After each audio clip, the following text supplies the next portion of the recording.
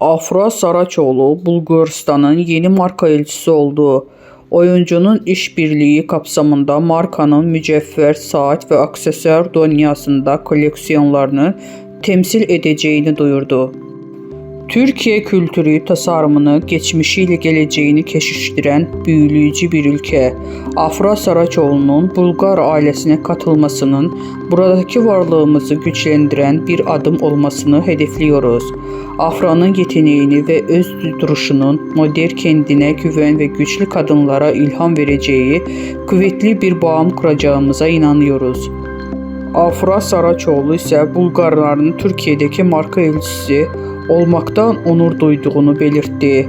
Bizden bu kadar arkadaşlar. Videoların devamını gelmesini istiyorsanız kanalımıza abone olmayı unutmayalım. Hoşça kalın.